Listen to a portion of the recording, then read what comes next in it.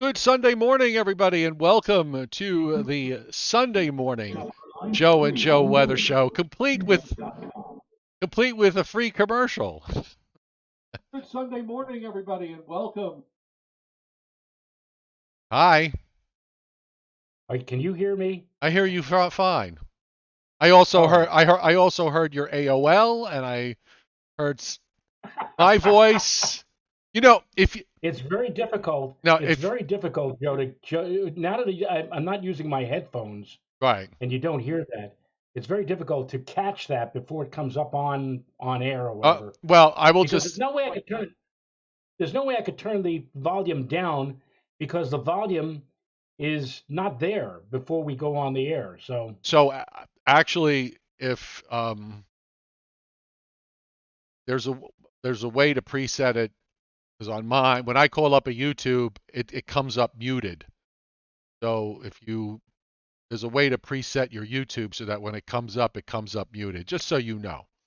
Okay. all right. So we don't have to share your AOL and because you're probably one of the only people left in on the Eastern Seaboard anyway who still gets AOL email. But no matter.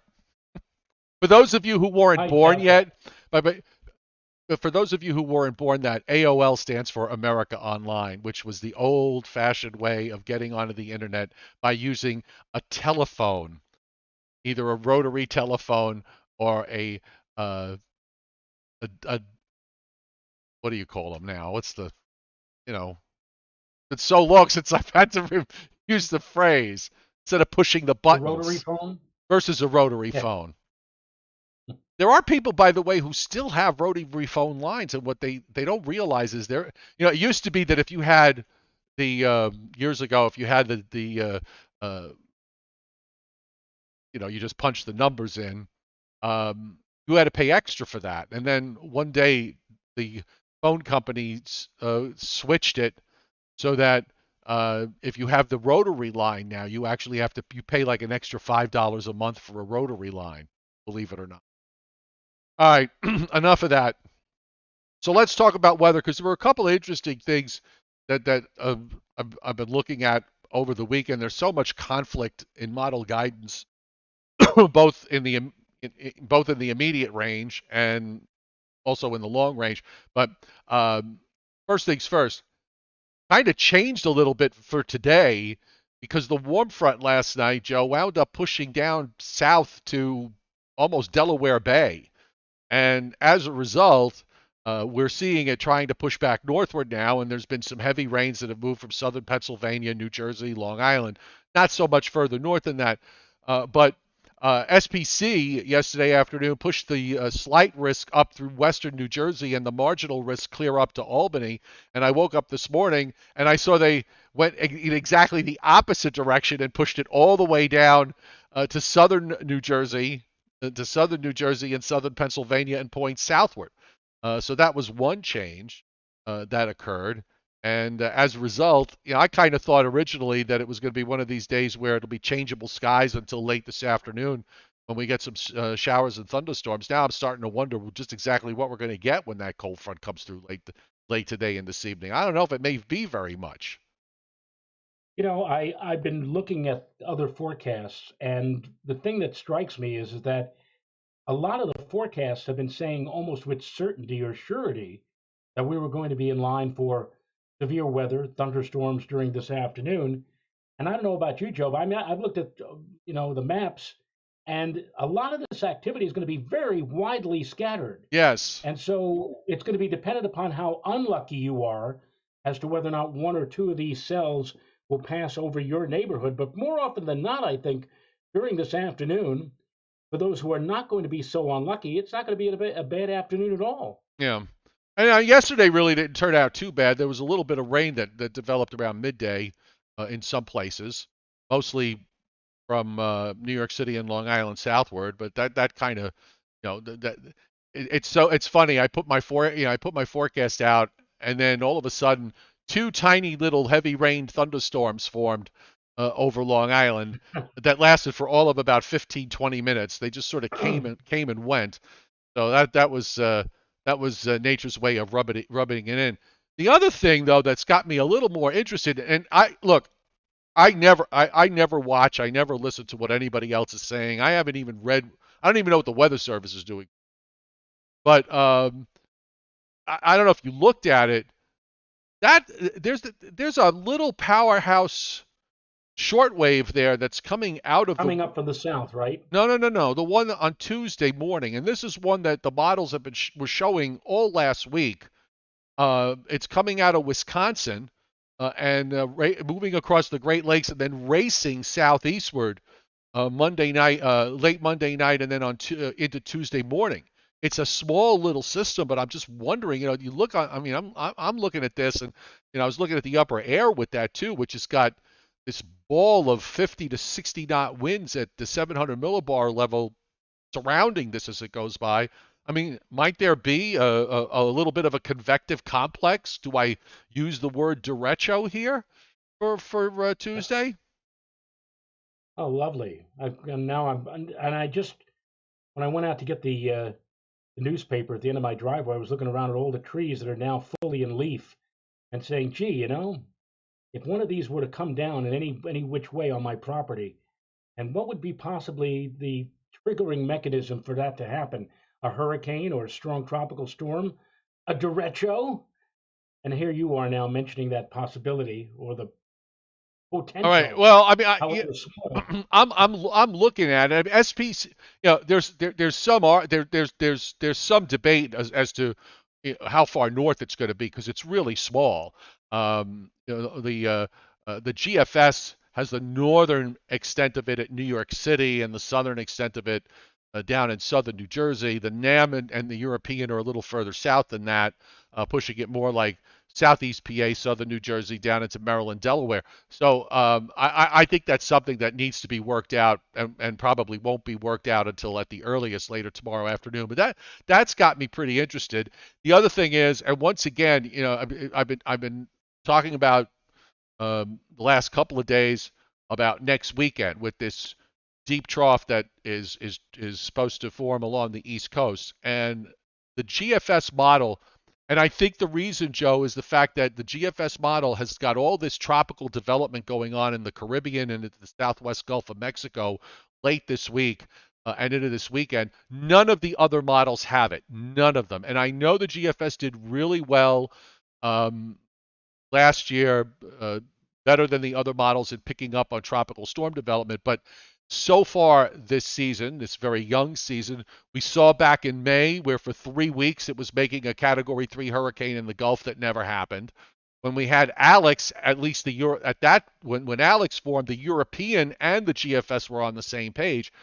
This time around, again, there it's the only model, and I think what's happening is that the GFS is that with that tropical development is sort of impacting the entire upper air profile in the eastern United States, which is why it's different than what the other models. I'm thinking that next weekend, we're going to see what the European has and the Canadian has, which is a fairly deep trough developing just off the East Coast, setting us up for some rather cool but mostly dry weather for Father's Day weekend and probably a little bit beyond that. Agreed. Agreed. And we've been saying that for the last week or so, that we've been talking about.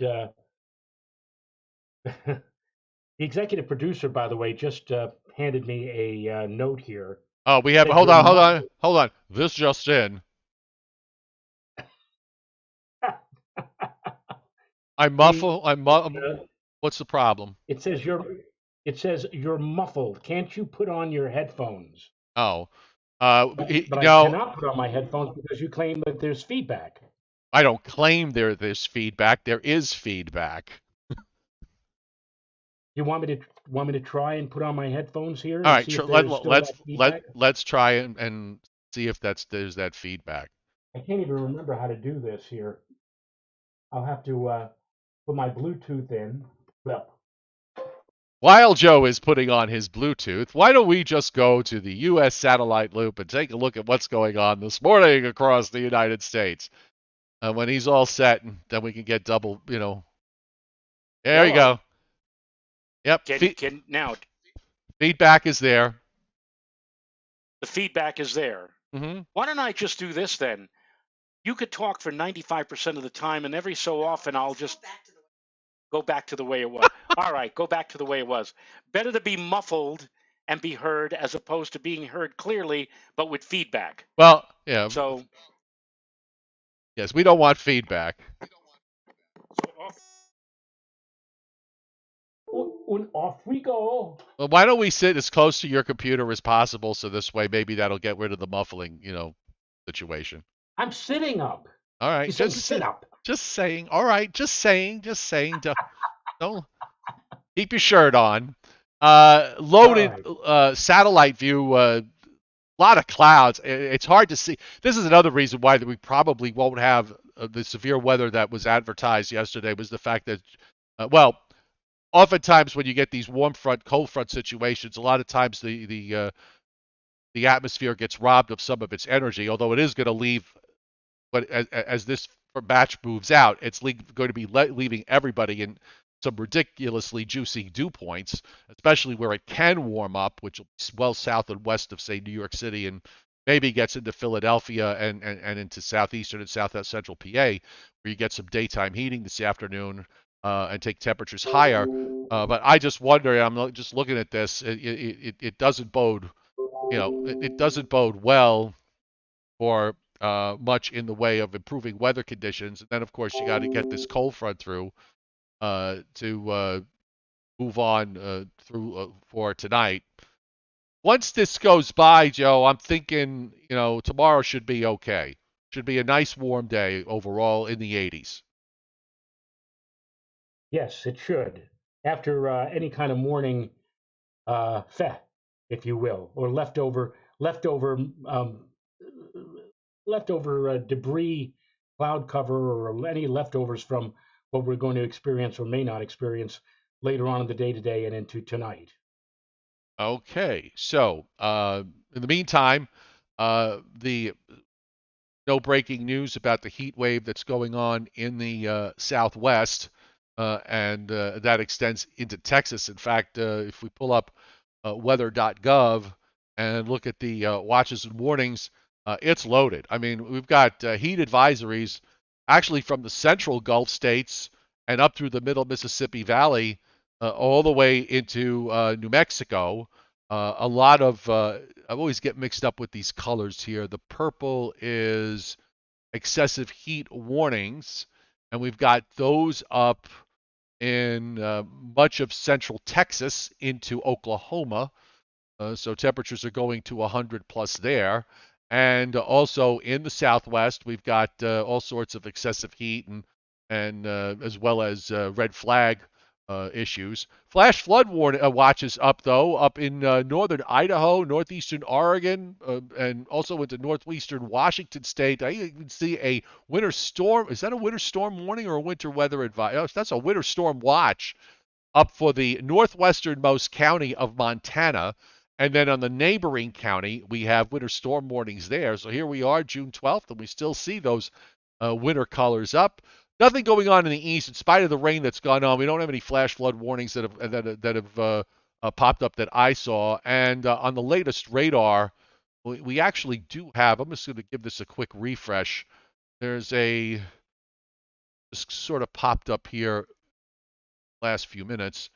We've got a severe thunderstorm warning along I-95. Looks like near Richmond, and also some special marine warnings in Chesapeake Bay and extending from the Potomac River.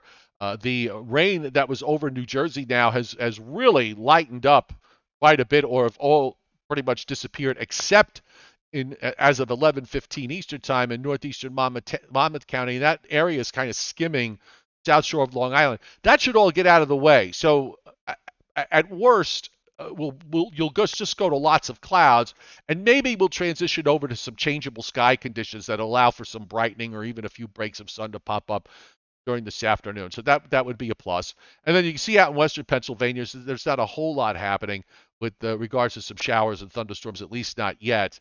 We've got some action in parts of Illinois and points west into Missouri.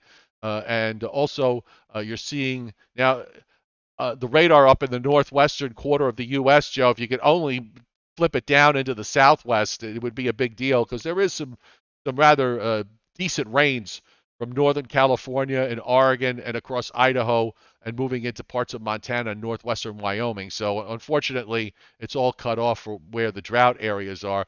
Let me just run through the severe weather issues for today real quick. The Storm Prediction Center, slight risk in Virginia, eastern Virginia, northeastern North Carolina. Marginal risk goes from about, they moved this a little further north from what they had from this morning. So if you draw a line from, say, Cape May to Trenton to about Allentown, northwest to the New York state line near Bradford, and then running it straight west through northern Ohio and Indiana. That's where the northern flank of the marginal risk is. Another area of slight risk, western Kentucky and Indiana, southern Illinois, cutting across Missouri into northeast Kansas. And then a third area of slight risk in Nebraska, western Nebraska, South Dakota, parts of North Dakota, Minnesota, and extending into southeastern Montana and northeastern Wyoming. Now, for tomorrow, let's look at what's happening here for Monday on the for the storm from the Storm Prediction Center. I might also point out that yesterday, if memory serves me correct, they actually had the tri-state New York area in the zone of marginal risk, Yes, with they, slight not too far away. Now they have pushed that out, and this is the thing that gets me, is the fact that it didn't look overly impressive to me yesterday. As I said yesterday, it looked like whatever precipitation we were going to see today would be very widely scattered. So you had to be awfully unlucky to be, underneath one of these stray or renegade cells of strong to severe weather. But now, and they were playing up that fact. Well, we could have stormy. I mean, one local station actually led off yesterday by saying that it was a yellow alert day today ugh. for all of the possible precipitation that could be heavy and hail and all sorts of. I'm saying, what are they? Are they looking at something that I don't see? I didn't really get it. And now the experts, the people at the Storm Prediction Center, are saying, well, we're going to push the severe area more to the south, so it's just general thunderstorm coverage for the New York area. Yeah, I just it was odd because when they did that yesterday, they upgraded it yesterday afternoon. It was such a radical, they upgraded it both north and south, which I thought was possible, especially on the south side. Okay.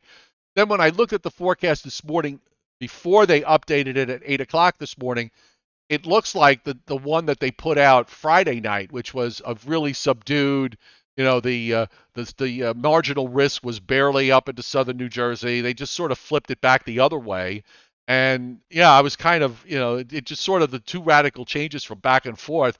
But then I looked at what was going on at the surface, and I guess the guy yesterday who did whoever it was that did the forecast yesterday afternoon must have thought that the warm front was going to be up, say, at New York City, and running, north up the Connecticut, Massachusetts, New York state line all the way up.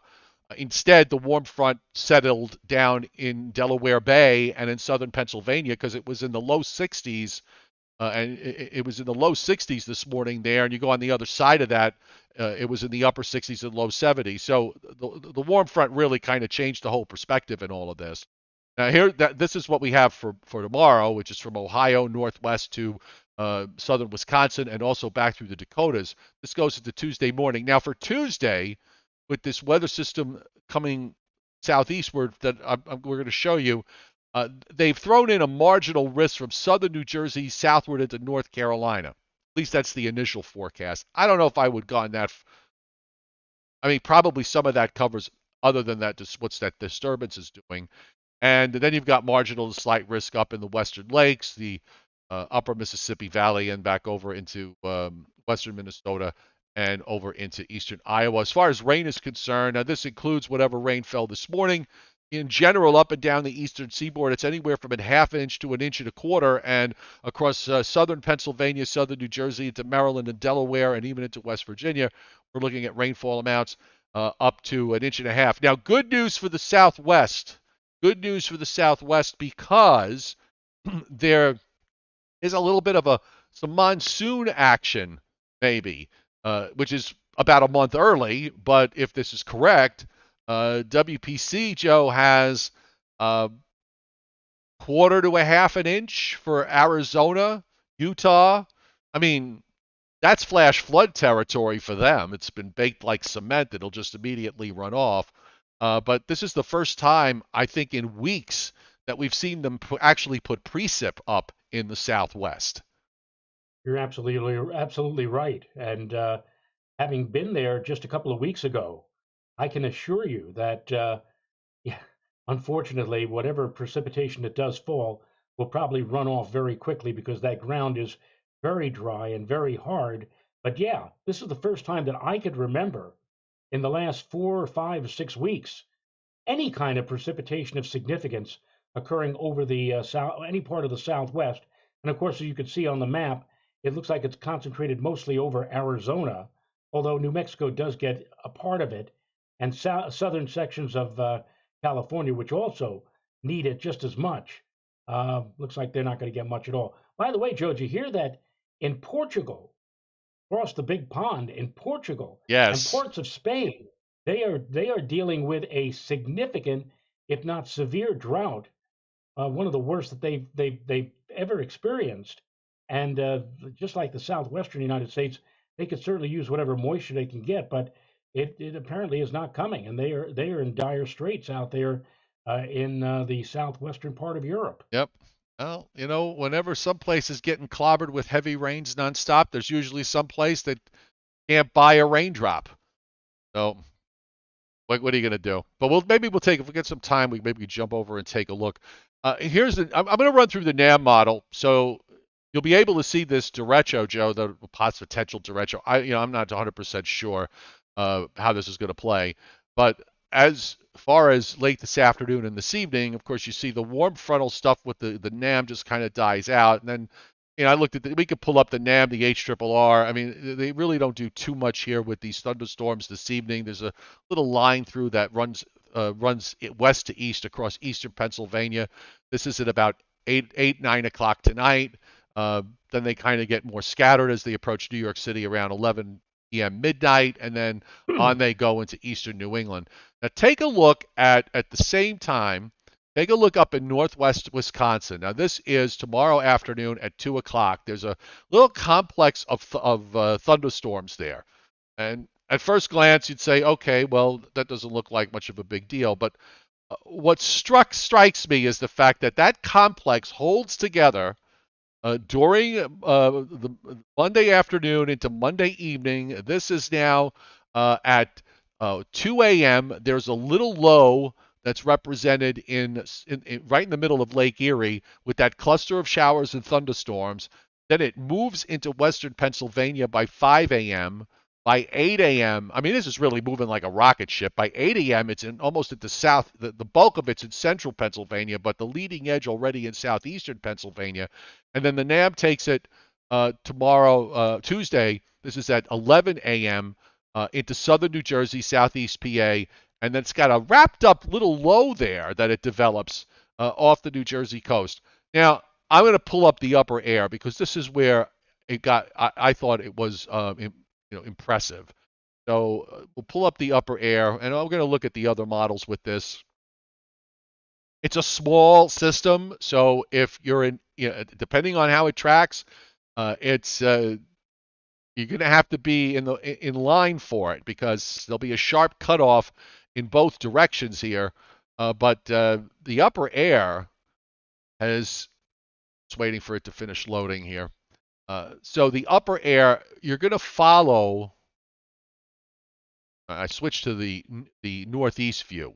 It's not going to really come into focus here until we get a little bit further during the day on Monday. Now you're starting to see on the upper left those big dark brown, almost black patches representing jet streaks in the wind of 50 knots or higher in that little sort of comma-shaped twist. You see it there, Joe? It's going to be running southeastward. Yes, yes. That is a really solid-looking shortwave trough here that is going to be responsible for all of this. So I'm wondering whether this might be a derecho situation. You know what this looks like? the metaphor or the analogy here, kind of like one like a whitehead. Yeah, I, I guess. I hate to use that analogy, but it's on a you gotta like let's say somebody's back. You're looking at somebody's back, and then right in the middle of the back, there's like a pimple with a distinguishable whitehead popping up or whatever. That's what this looks like. This looks like a nice, clean, northwesterly airflow. You say to yourself, oh, what can happen or whatever. And then there's that one little perturbation, if you will, that's rippling rapidly along. And you're absolutely right. I think this could brew into something. Now, the good news is, if this holds, if basically what you're looking at right now, if this holds, a lot of this mayhem will stay to our south. But what have we been saying for the past year or two, Joe? The brand new convective or area of the northeastern United States that seems most likely to receive convection seems to be South Jersey Yeah. and the Delmarva area. And guess what? Guess what, folks? This perturbation, this whatever you want to call it, looks like it's aiming right for that zone for Tuesday morning. Now, ju- just to give an idea here of how fast this thing is going, I switched over to the GFS, which is a little further north with this. But looking at this max at the upper air feature at 2 a.m. Tuesday. Now the GFS is about for some reason the whole model seems to be about 6 hours faster all the way down the line. I don't know why, but at 2 a.m. the center of this upper air disturbance is in northwestern Pennsylvania. Okay. Now, on a moving on southeastward on a diagonal, 6 hours later, the center of this is somewhere, extends from Harrisburg to about Philadelphia. I mean, that is rocket ship movement here. PA is Right. about PA to cross it from west to east is a pretty fair distance. It's well over 300 miles, and you're moving Well, 300. the Yeah, Casper rule would say 8 hours. You're talking about 5 or 6 hours. yeah. I So mean, yeah, so this thing, this thing is flying on the like a rocket ship. So not only are you going to have the um, not only are you going to have the winds from the strong jet streak aloft potentially mixing down, but you're going to have the momentum here of this thing flying like there's going to be the more I look at this, the more I'm thinking there's going to be a narrow band of heavy rain. It's going to move fast, but there's also going to be some rather strong wind gusts if this verifies, in my view, in yeah. my opinion. Well, the new GFS is going to be coming out, is going to start in about 15 minutes. So maybe we'll be able to get enough of that to check this out and see if it's still uh, being being forecast by the GFS model, because what you're showing right now is the 6Z Yes, intermediate run. right. And the models have been fair. There's been some flipping back and forth a little bit, the usual nonsense that you get with this sort of stuff. The other thing is, I'm just looking at the 700 millibar. There's actually a little bit of F-gen with this, which a lot of times we don't see. So sometimes the F-gen is a bit harder to find when it comes to looking for where you might see some potential thunderstorm activity. Actually, a little bit of it at 700 millibars, and if we want to look at 850, which we're going to because I'm going to pull the map up. Um, Even at 850, F-gen meaning frontogenesis, and there's even a little bit of F-gen at 850. So I think there's enough here to suggest that there's going to be some issues. One other thing I wanted to look at. Let me look at the 850. See if I could get the 850 wind. That might at least give me some clues here. I mean, look, even the 850 wind, which is actually on the GFS a little bit further south, it's showing winds of 50 to 60 knots with this thing in southern PA down into Maryland. So kind of the 850 profile is a little bit further south.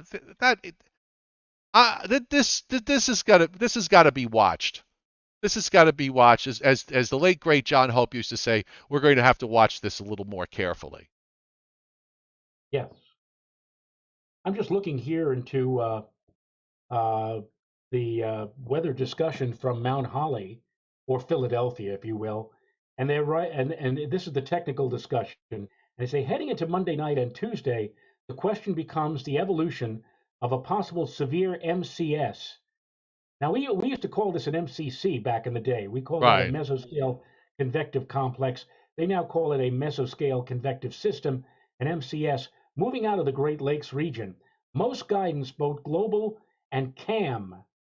I'm not sure what CAM means. Canadian or no, I don't I'm not know. sure. Indicates an MCS developing in the Great Lakes region by late Monday. Following the northwest flow along the periphery of the ridge, the MCS would then track southeast in our general direction.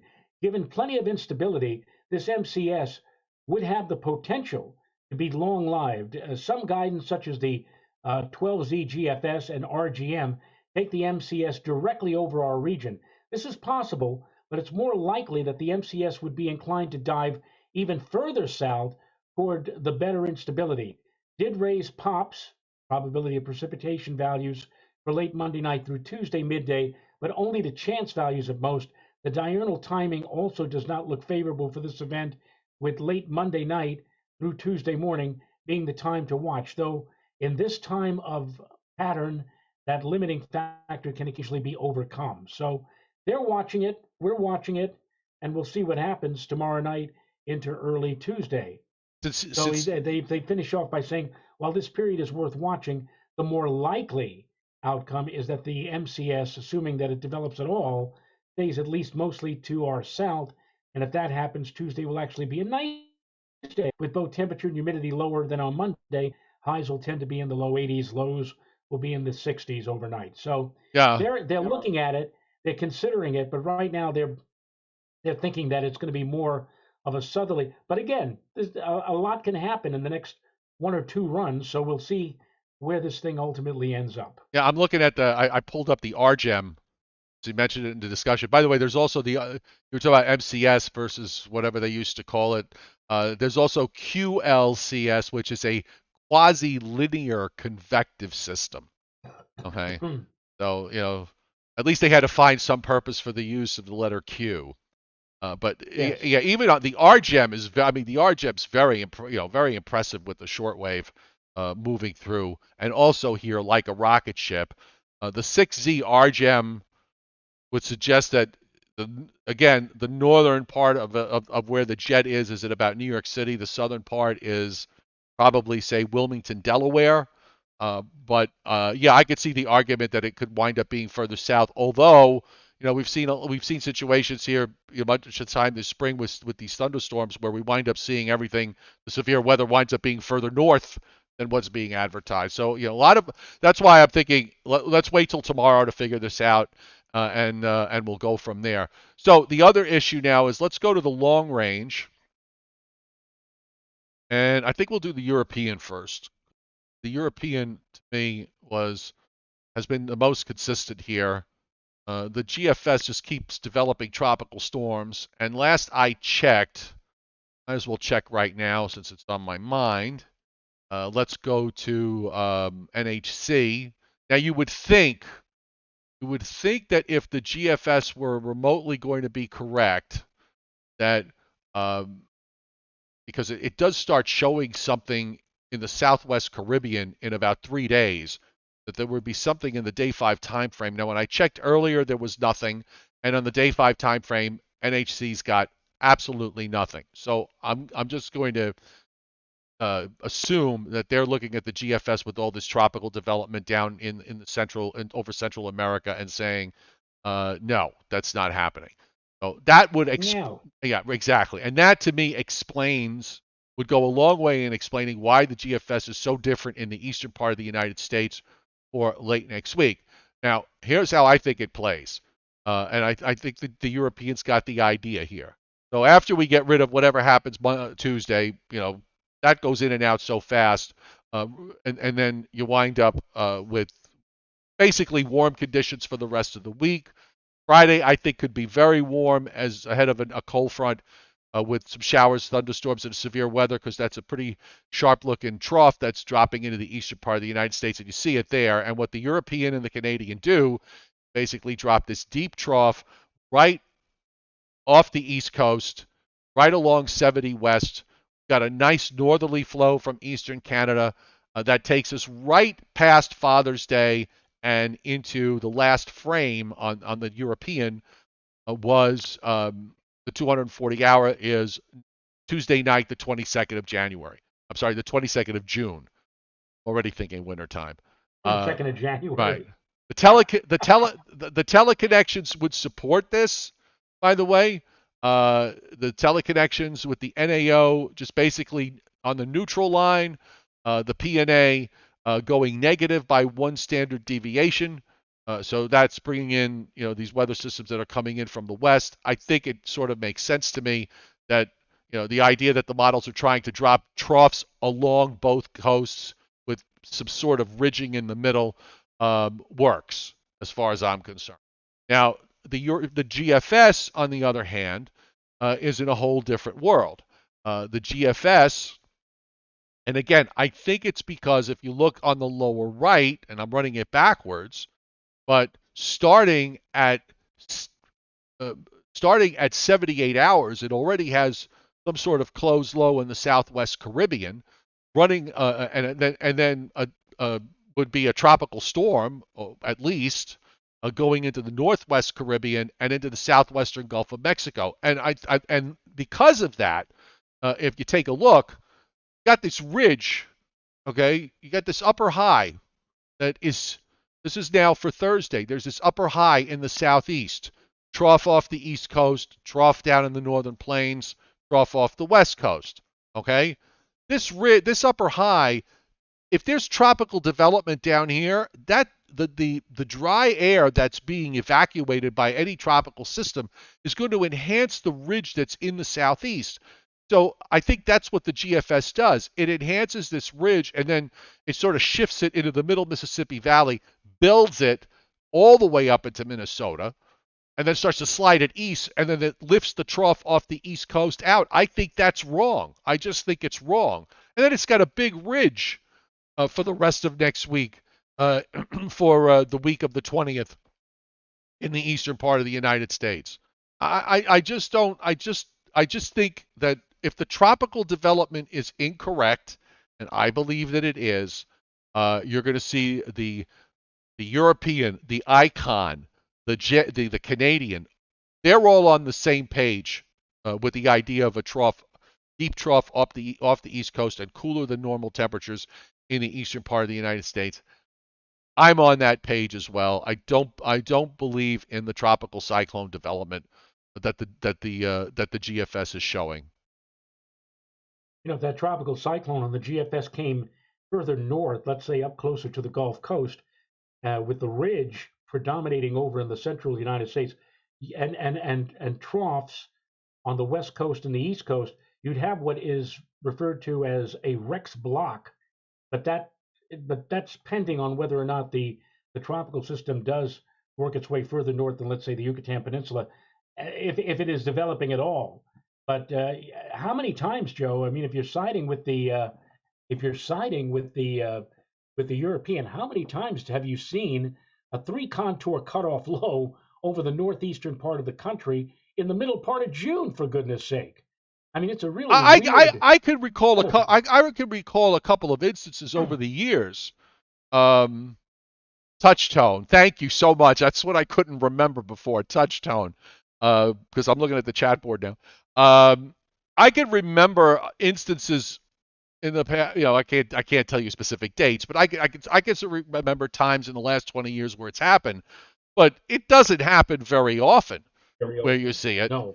I wonder. I wonder, and I would have to probably find somebody who knows far more about this than I do. I have seen stories about not and from reputable science publications, not from the New York Post or the Washington Post or that sort of thing. But where the extent of the Arctic ice this spring is the highest it's been in about 10 years. So I'm just wondering if there's something at play there where it's been colder than normal up in the polar regions during the spring months, coming off a winter where the polar vortex spent a lot of time up there, maybe added to extensive ice growth during the second part of the winter, and now the melt has been slow. I mean, I don't know if that's the case. I could be completely, off the wall on this. But uh, I'll have to ask some questions. Some very I'm going to have to ask some questions about that. James H. on the chat board, kicking in with super chats this morning and also writing, Hi, Joes. Read somewhere that the cool shot could be similar or even rival to June of 1954.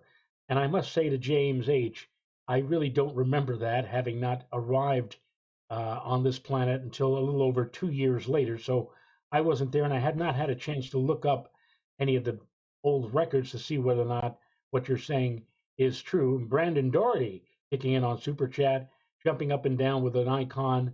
Number one fan. Yeah, thank you, Brendan. And he is hitting Super Chats along with James H. This morning.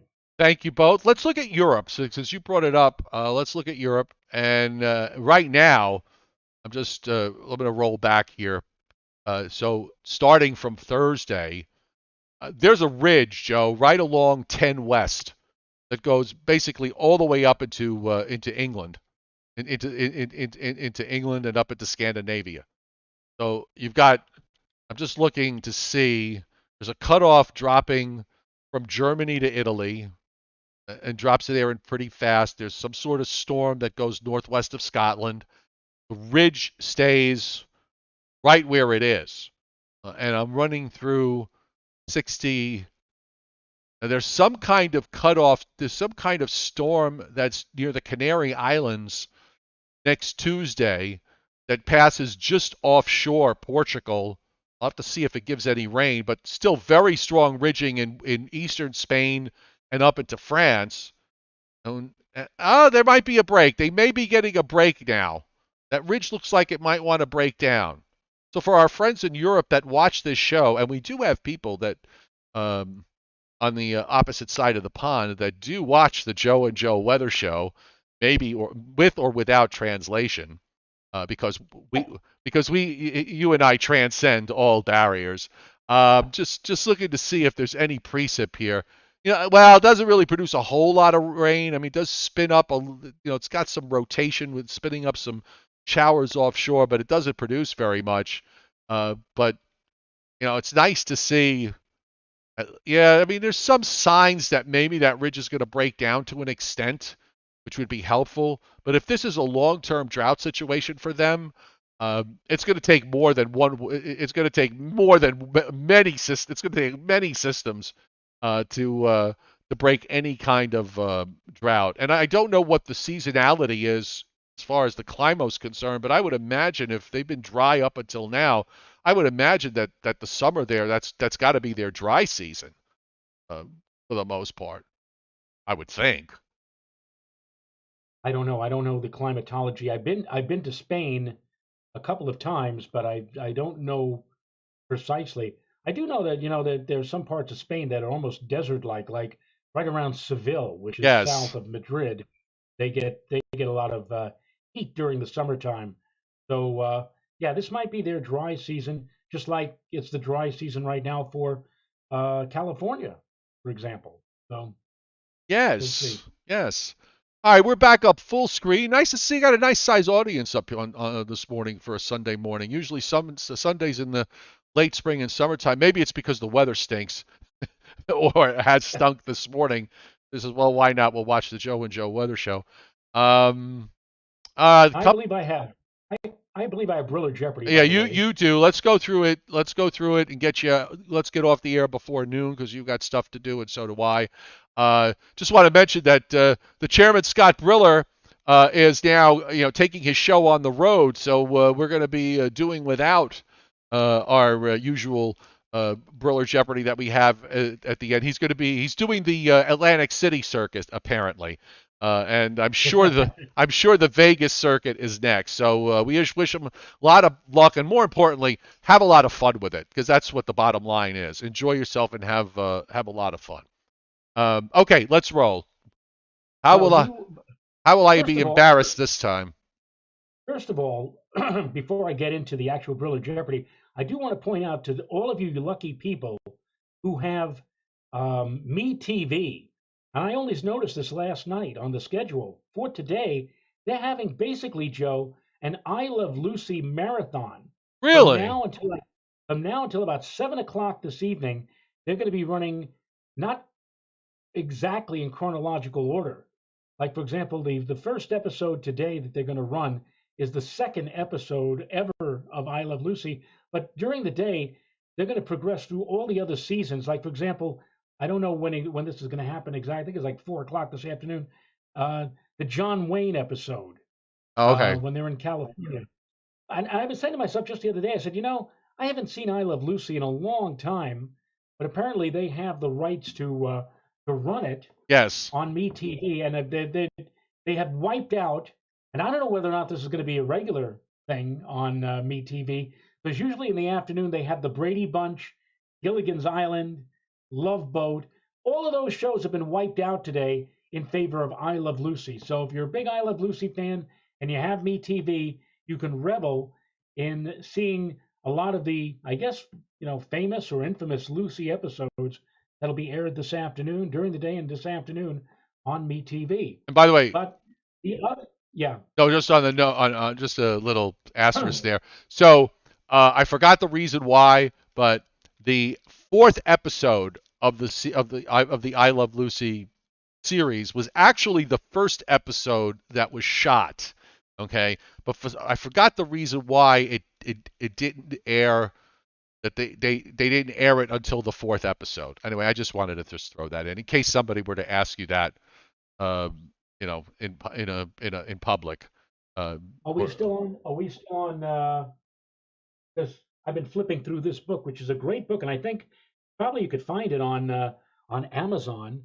It is I Love Lucy, Lucy, Ricky, Fred, and Ethel, written by Bart Andrews, and Bart this is a Andrews. very, very Yeah, Bart Andrews is the if it's in Bart Andrews' book, it happened. Okay, yes, that's the book to have. I have that book. I've read it. That is the book to have. It really, if you're into television history, it doesn't really matter that much whether you liked the show a lot or only liked it somewhat, or maybe you didn't like it much at all. But if you're into television history, it's a really good book because it talks about a lot of the technical stuff that went on in early television that Desi Arnaz was responsible for. I mean, the reason why right, sitcoms are shot the way they are today, even today, he came up with that idea. So that's all him. right. And that's only the beginning of some of the stuff that he was uh, that he engineered and orchestrated with some very talented technical people that worked in Hollywood. So anyway, just wanted to throw that out there. The guy who was the head photographer, Carl, I Carl hope I Freud, pronounced this correctly, Freud, Freund, Papa, Papa as he Freud. was known on the set, and basically what Desi Arnaz did was prick the ego of Papa Freud. He talked about wanting to use three cameras in a large studio, and Freud said what everybody else said: "It cannot be done. It cannot be. Forget about it. It can't be done." And Desi Arnaz says, "Well, if you don't think you can do it, and Yes, and that that was was yeah, that's what got and Carl Freund was he was no slouch professionally. I mean, he's on the credits of some really, top-notch Oscar-winning movies with regards to staging and lighting and everything else. But specifically, I think lighting was his big thing. So I mean, this was a really, this was a top-notch it guy. was a challenge. Yeah. Basically, Desi Arnaz took the gauntlet, tossed it down, and said, here's your challenge." And Freud looked at it and said, "This is a challenge. I will try to do it," and he did. And look what evolved out of it. Hmm. It's pretty amazing. But Yep. another classic TV show of the 1950s is today's subject of Thriller Jeopardy. It is The Honeymooners. Right. The Honeymooners, Which Joe. I don't know any. And I don't know nearly as well as you do. As much as I do like the show. And I have seen episodes many times. For some reason, the fine details have never sunk in the way it has for some other shows for me. But go ahead. okay, this is The Honeymooners La Plume or La Plume edition. And here's the first question. Question one. Ralph worries that Alice is fooling around, but she really is doing what? Oh, is that the episode? Was it the episode that she's having the house is going to be redecorated? No, that's another good one. That's another one where you can get confused very quickly. He thinks Right. she's. There are several episodes where Ralph thinks Alice is fooling around, and that is yet another one. I'll give you a hint here. I'll mention a name: Harvey Wallstetter. Harvey Wallstetter. This is my own. This is my own addition to the Harvey Wallstetter. I mean, the name is. Harvey. I remember the name, but I'm coming up blank on the episode. I want to see Harvey. Come on out, Oh, Harvey. that Come Harvey. on. What? That Harvey. Well, there and again, once again, there's some names that they like to use several times during the series, the whole 39 episodes, and Harvey is one of them. This episode, well, how about if I mention little boy in pajamas? Oh, she's babysitting. That's She right. took a That's babysitting. the Right. right. That Harvey. Yes.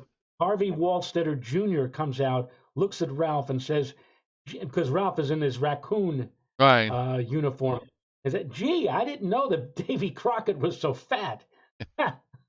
That's right. Yes. I forgot about that episode. when when Alice's mother comes to visit, Ralph tells Alice her mother will start an argument in how many minutes? Is it A, 7 minutes, B, 11 minutes, or C, 3 minutes? Free. 3 minutes. That's right. Ding. Yes, Three. exactly. Why does Ralph put one foot on a book when practicing a golf swing? Oh, just to simulate hitting the ball uphill. Correct. He's playing on a hill. 4. What second gift does Ralph buy Alice? I guess this is the Oh, Christmas for the episode. Christmas one. Is Yeah, it? Doesn't he get the juicer where the juice right. comes out of the stomach or the eyes or something? It comes out of Napoleon's two ears. Yes, exactly. It's the exact gift that Norton gave Trixie for Christmas. So, Right, right. um, hmm. You know something? I think this is a discrepancy. I disagree with the answer here. But what is the last song that Norton plays on the piano? I'm assuming that this is the $99,000 episode where Ralph is boning up for the The last upcoming song? the last You song. mean the last song before he throws him out of the apartment, or? I guess I don't know. Oh, I don't remember. I have no idea. I mean, I don't. we know he played Swanee River with from by Stephen Foster, but I I think the last song that he plays before the neighbor Garrity comes in to start screaming at him, saying, "You're keeping everybody up till 3 in the morning." But the song that and Ralph is actually standing there trying to figure out what song it is, and it turns out to be Jackie Gleason's theme song. Dun dun dun dun dun dun dun You dun know dun. what? I'm not, I think it that rings a bell. I think that was one of the things he did but play. it is not. But it is not what Scott says here is as the answer. He says Sweet Georgia Brown, and I don't really think that's Sweet Georgia Brown. I don't know. Well, we'll have to figure it out. Go to the next Well, one. find it out. Number 6. Finish this quote from Alice. I call you killer cause. You slay me. Correct. By the way, Correct. big thanks to Robert Russo hitting super chat on this Sunday. Thank you so much, Robert. Joe and I Thank you. appreciate it greatly. Uh, Go Number ahead. 7. Number 7. Ralph and Alice get a gift certificate from whom? This famous Spiegel catalog company, Spiegel, the Chicago, Illinois, 60609. Uh, oh God, who gave him the gift certificate? Right. Wasn't it Alice's uncle? Well, it was Uncle. We don't know whose uncle it is, whether or not it's his or Alice's. It's Uncle Leo, I think Uncle Leo's on Alice's side of the family. and it's good to see you. Yes, exactly. And there's also an uncle. and is also an Uncle Leo in Seinfeld, interestingly. So, Yes. number 8, Ralph and Norton go on TV to advertise what? Um. Oh, the potato, the peeler. The you know they're gonna. Oh no, The not the peel. handy, The handy. No, it was it the peeler or the can opener? No, well, it was the handy housewife helper. yeah, yeah. It can core a apple. It can core an apple, Right. and there's one of the few um, bloopers or outtakes in that episode where he's using it, he's swinging it around, and all of a sudden a part of it falls off and flies across the stage, and nonchalantly Jackie Gleason walks across the stage, picks up the piece of the utensil that fell off or flew off, walks back to Norton, and says, "Maybe we should say something about spearfishing." Correct. Number 9, Alice would be happy if Ralph won how much on the game show? The $600. $99,600. Peanuts, peanuts. What am I going to do with peanuts? Eat them like any other elephant. Number 10, when Mr. Harper asks Ralph where he plays golf, Ralph answers, Oh God. I don't remember. all around, all around. All around. Yeah, where do You know, you, where do you, I was gonna say that actually, but it didn't, you know, it didn't ring a bell. see, now here's a true trivia question. Where does Mr. Harper play? Oh, did they mention the course that he played on? Yes, yes, he did. Yes, they did. Well, it's got to be a famous New York course, but I'm not a I'm not a golfer, so I really don't know. I don't know if it's a famous course or not, or whether or not it even exists, but he says Silver Oaks. Oh, And maybe it was like oh yeah, maybe that's like a private I play course. there I play there all the time. Here's the bonus, and this is like a throwaway bonus. When Ed comes downstairs to watch a show, when they are sharing a TV, Ed watches what is his favorite show? Oh, was it Captain Video? Captain Video and his Video Rangers. And by the way, that show actually did exist on the old Dumont network. And you and I, Joe, used to watch somebody on Channel 5, which was the Dumont network, and eventually they transitioned over to Metro Media. The announcer on Captain Video was somebody that you and I grew up with, I'm sure, and used to watch cartoons, Cartoon Playtime, and other cartoon shows. Uncle Fred Scott. And Yeah. Fred Scott was one of 3 staff announcers on Channel 5, and he was the announcer on Captain Video. There was Uncle Fred Scott, Uncle Ed Ladd, and Uncle Tom Gregory. And the sad thing about Tom Gregory was that he was brutally, um, uh, by several muggers.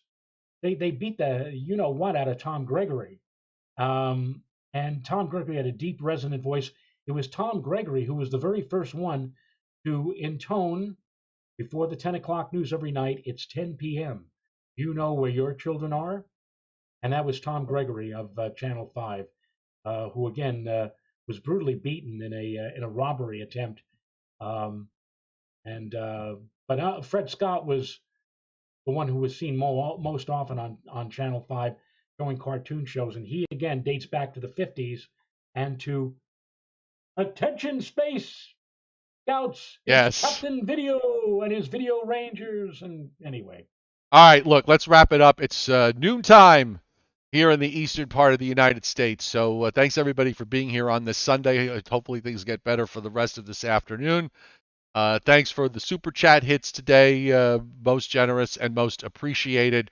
And we will be back tomorrow at our usual Monday evening time, 7:30 Eastern. Have a great and if I may, afternoon. if I may mention one last thing, and that is that if any of you are interested, in about 20 minutes, I'm going to be doing a live interview in San Francisco on KCBS, talking about an unusual alignment of the planets in the morning sky that's going to be coming up over the next couple of weeks. They just called out of left field late yesterday and asked if I would be able to talk with one of their newscasters for a few minutes today. And I just put up on the chat board the link. So if you want to listen to that interview again at 12:20, there is the link right there, www.odyssey.com, KCBS Radio. Listen, you can use that to tune in and listen live streaming on your computer. We're here in the East. I'll be out there in the West in about 20 minutes talking about this lineup on KCBS in San Francisco. Excellent. Okay. Uh, Timothy said, just an FYI, back at 11:30 when you were wondering what CAMs were, I posted. So Timothy said that CAMs, CAM, is convective allowing models. Convective allowing models. So that's the NAM, the FV3, the HRRR, the RGEM, and the H drops, the HRDPS. So those are the convective allowing models, as opposed to the convective disallowing models. Yes, exactly. All right. All right. Thanks, Timothy. Thanks everybody for being here. We'll see you tomorrow. Bye bye. Bye.